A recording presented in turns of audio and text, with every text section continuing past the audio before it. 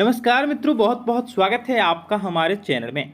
मित्रों, पितृपक्ष का आरंभ 10 सितंबर यानी आज से हो चुका है और इन दिनों 15 दिनों में हिंदू धर्म में पूर्वजों को तर्पण किया जाता है। पूजा पाठ के साथ ही इन दिनों खाने को लेकर भी कुछ नियम बने हुए हैं जिनका पालन करना बहुत ही जरूरी होता है। मान्यता है कि आप अपने पूर्वजों की मृत्यु हो चुकी है और उनको नाराज करने से आपकी तरक्की में रुकावट आ सकती है और जीवन में सुख शांति भी खत्म होने लगती है।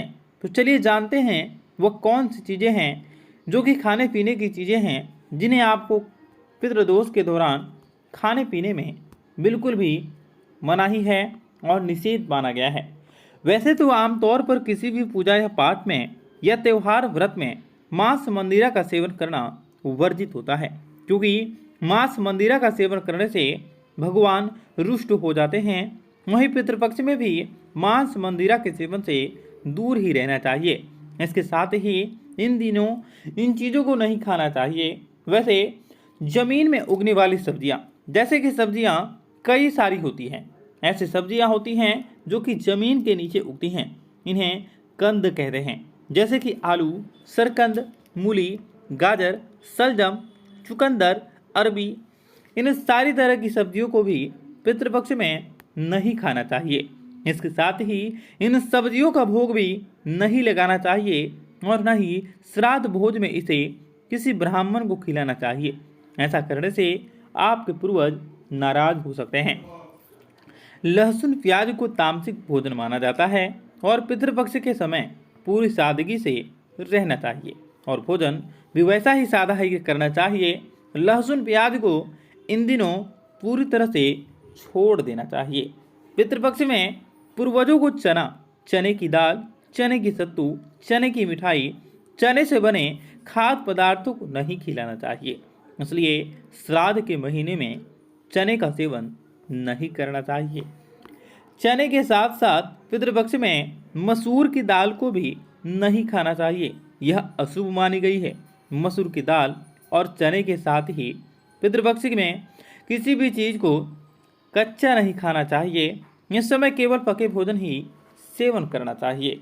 मित्रों, इस प्रकार से पितृपक्ष में आप पितरों को प्रसन्न करने के लिए इन चीज़ों का पालन जरूर करें और आपके पितृ आप पर प्रसन्न हों, आप लोगों की सारी मनोकामनाएं, सारी इच्छाएं प्रसन्न हो, आप लोगों के जीवन में हर प्रकार की खुशियां बनी रहे।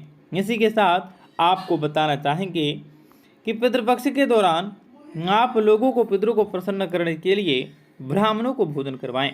भोजन में पूर्ण रूप से सात्विक धार्मिक विचारों वाले ब्राह्मणों को ही करवाना चाहिए। पितृपक्ष के दौरान नए वस्त्र भी नहीं पहनने चाहिए। पितृपक्ष में जो व्यक्ति श्राद्ध कर्म करता है उस दौरान बाल दाढ़ी नहीं कटवाने चाहिए। बाल और दाढ़ी कटवाने से धन की हानि होती है। ऐसे में 16 दिनों तक भूलकर भी बाल दाढ़ी पर कैंची न चलवाएं। धर्मशास्त्रों और विद्वानों के अनुसार यह 16 दिन केवल पितरों के लिए होते हैं और इस समय आपका ध्यान केवल उनके ही तर्पण और उनको ही याद करने के लिए होना चाहिए।